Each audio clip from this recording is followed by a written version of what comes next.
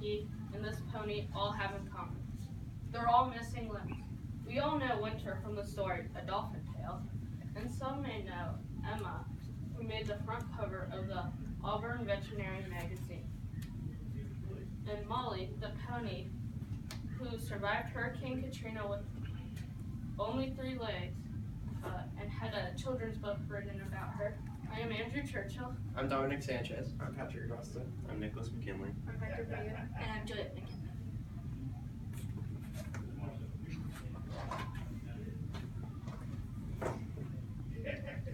Like humans, animals lose limbs. There's no actual statistics on how often they lose limbs, how many get helped, but we did some research and here's what we found. A orthotistics company in Denver assists about 2,000 animals a year, and according to Derek and Pena, there are only about 6 animal orthotists in the entire world.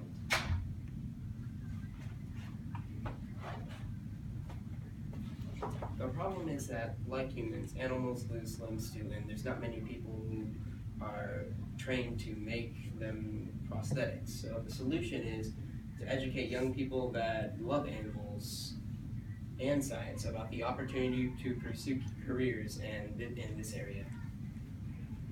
Now, an example of an animal with a prosthetic is Chris P. Bacon, who was actually on the board and was born with both hind legs heavily deformed. So I made him a wheelchair, and that is how he gets around today. Also, Derek Campagna, an animal orthotist, made a dog named Hudson a hind leg when he lost his hind leg in a railroad incident.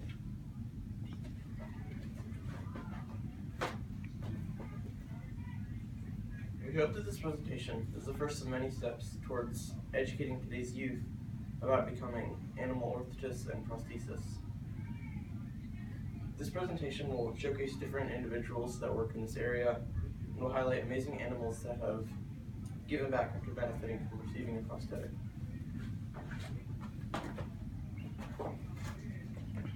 Now, one prosthetist is Robert S. Kistenberg, who is the co-director of the Master of Sciences in Prosthetics and Orthotics program at Georgia Tech. Now, other things that he does at Georgia Tech is he teaches classes and he also makes prosthetic limbs. Now, when I was 9 years old, on spring break, I had gone to meet Mr. Robert S. Kistenberg for the first time. Now, around a year later, also at spring break, I went back to him and he helped me with my science fair. Now Robert S. Kistenberg, he was a consultant to Kevin Carroll on the development of Winter's Tale.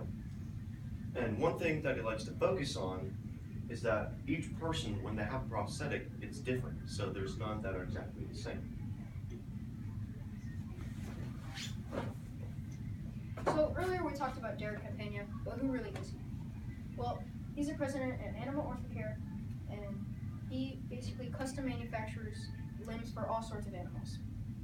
And we had the privilege of having a Skype interview with him, and the main thing I picked up is that 3D printing is not always the best way. You know, people are trying to say that this 3D printing is this amazing technology and it'll just come out like that, but that's not really reality. So for things like Derby, which is a dog who had messed up front legs, it works because these limbs are small, and if it gets messed up, you can just print it again easily and quickly.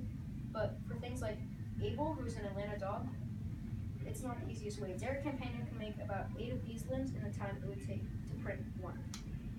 So,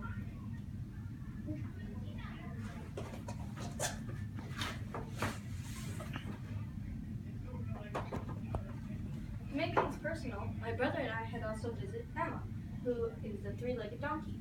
We had also met her prostheticist, Taylor Jones, and the amazing veterinarian surgeon, Dr. Tadwell.